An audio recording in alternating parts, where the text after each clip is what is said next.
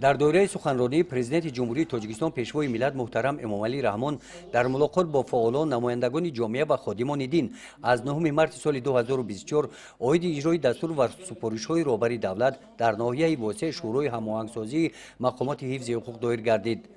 در کار شروع رئیس ناحیه، دیرکتوران مؤسسه‌های تعلیمی، آموزگاران، رئیسان جماعت‌های شهرک و دهات، رئیسان کمیته‌های محله، خادمان دین دعوت شده اشتراک نمودند. در کار شروع مسائل موضوع مهم روز پیشگیری شامل شوی جوانان به حزب و حرکت‌های افراطی، رفت اجرای قانون جمهوری تاجیکستان درباره تنظیم جشن و مراسم‌ها در جمهوری تاجیکستان در سال 2023 و 6 ماه سال روان و شرح و ایضاح تغییر الهه‌ها به قانون جمهوری تاجیکستان درباره تنظیم جشن و مراسم‌ها در جمهوری تاجیکستان مورد بررسی قرار گرفتند. کار شروع را پروکورور ناحیه پیش برد.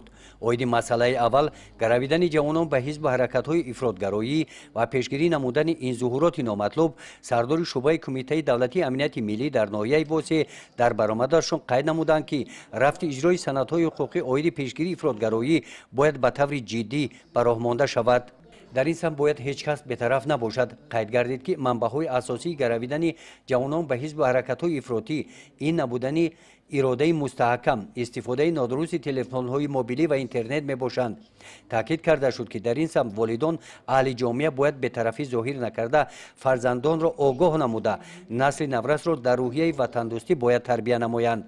در این همایش از روی دیگر مسائل روزنامه شورا، جانشین سردار شعبه وزارت کارهای داخلی در ناحیه واسع، مدیر بخش دین، تنظیم جشن و مراسم ها در ناحیه، پروکورور ناحیه با تحلیل و دلیل ها برآمد کرده عاید رفت اجرای آنها از رئیسان جماعت ها پرسش کردند.